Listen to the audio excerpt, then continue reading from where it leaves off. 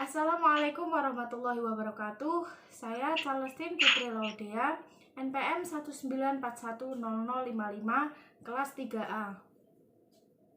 Nah, di video kali ini saya akan membahas tentang aliran-aliran linguistik di dunia.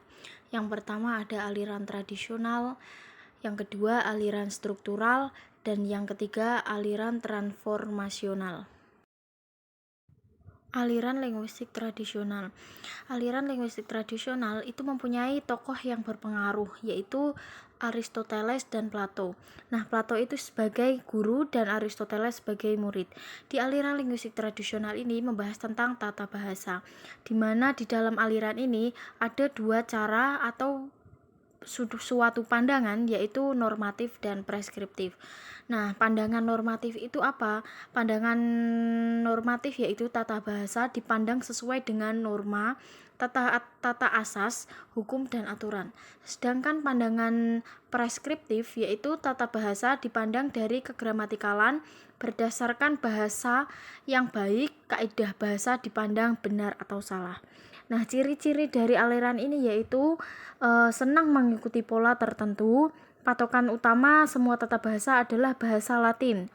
Berpatok pada pemikiran logika, senang dengan definisi, huruf dan bunyi dianggap sama. Nah, kontribusi di aliran ini yaitu membedakan kata berdasarkan gender.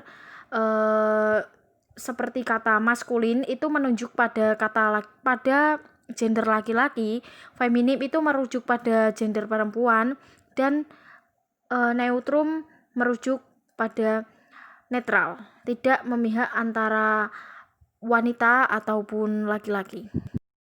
Aliran linguistik dunia yang kedua yaitu aliran linguistik struktural. Nah, di dalam aliran linguistik struktural ini mempunyai kata kunci. Yang pertama yaitu bersifat modern, yang kedua yaitu tetap membahas tentang tata bahasa, dan yang ketiga berbentuk itu deskriptif. Nah, di dalam aliran struktural ini ada tokoh yang sangat berpengaruh, yaitu Ferdinand de Saussure. Pasti kalian tidak asing dengan nama Ferdinand de Saussure. Ferdinand de Saussure itu bisa disebut dengan bapak linguistik modern yang merupakan tokoh utama struktural di Eropa. Nah, di sampingnya ada Leonard Bloomfield, yaitu tokoh utama struktural di Amerika. Nah, kemudian aliran struktural itu bercabang di Eropa, Amerika, dan Australia. Nah, di Eropa itu membahas tentang yang pertama itu aliran Praha, yang kedua aliran London, dan di Amerika membahas tentang hipotesis Sapir-Whorf, dan di Australia yaitu membahas tentang aliran Halliday. Nah, yang pertama yaitu aliran struktural Eropa. Yang pertama yaitu ada aliran Praha. Nah, di aliran Praha ini membahas tentang bahasa itu lebih tuntas dan hanya tertarik pada kajian bahasa secara sinkronik. Nah, tokoh di aliran Praha ini yaitu ada Profesor Film Mathesius, yang kedua Roman Osipovic Jacobson, dan yang ketiga ada Nikolai Sergeyevich Trubetskoy.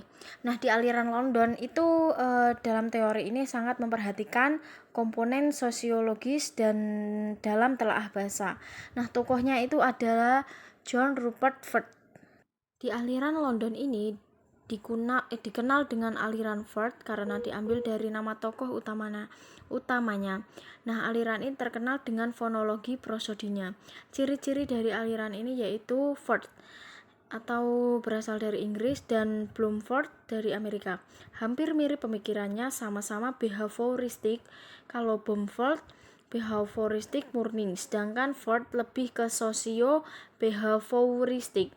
Terpengaruh Malinowski dan studi hubungan bahasa dan konteks situasi. Sangat memperhatikan komponen sosiologis dalam telaah bahasa Inggris linguistik. Inggris lebih suka penerapan daripada teori. Nah, mereka juga menyukai fonologi, dan kontribusinya pada bidang fonologi ini yang dikenal dengan fonologi prosodinya yaitu istilah segmental dan suprasegmental, yaitu mengembangkan telaah konteks situasi, mengembangkan teori sanding kata. Nah, yang kedua kita akan membahas tentang aliran struktural Amerika. Di aliran struktural Amerika terkenal dengan hipotesis Sapir-Whorf. Nah, di aliran ini membahas bahasa, pikiran, dan budaya. Nah, hipotesis Sapir-Whorf ini mempunyai dua isi, yaitu determinitas bahasa dan relativitas bahasa. Determinitas bahasa adalah struktur bahasa yang mempengaruhi atau menentukan jalan pikiran penuturnya. Nah, sedangkan relativitas bahasa yaitu bahasa mencerminkan cara hidup dan cara berpikir penuturnya. Nah, di dalam ini tokoh yang berpengaruh yaitu ada Wilhelm von Humboldt, Benjamin Lee Whorf, dan Edward Sapir. Nah, yang ketiga kita akan membahas tentang aliran struktural Australia. Nah, di dalam aliran struktural ini bisa dikenal dengan aliran Halliday. Aliran ini disebut aliran Halliday karena tokoh utama dari aliran ini adalah Halliday. Beliau terinspirasi dari aliran Praha. Aliran ini membahas tentang SFL atau Systemic Functional Linguistics, yaitu membahas tentang bahasa yang mengkaji pemilihan bentuk bahasa pada konteks penggunaannya.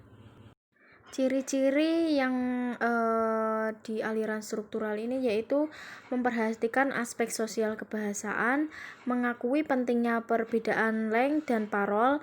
Bahasa merupakan fenomena sosial yang tercermin dari penggunaannya, tidak tertarik pada kesemestaan bahasa tetapi pada ciri dan variasi bahasa. Dan yang terakhir dalam aliran linguistik dunia yaitu aliran transformasional. Nah, pada aliran ini tokoh yang paling terkenal pada aliran transformasional yaitu Avram Noam Chomsky. Nah, di dalam aliran transformasional ini bahasa itu memiliki struktur dalam yang bisa disebut dengan deep structure dan struktur luar yaitu surface structure. Nah, di sini mengemukakan bahwa bahasa terdiri atas unsur kompeten dan performance, membedakan kalimat inti dan transformasi, membedakan pemerolehan bahasa dan pembelajaran bahasa. Nah, analisis ini bertolak dari kalimat yang menggunakan analisis model pohon terbalik.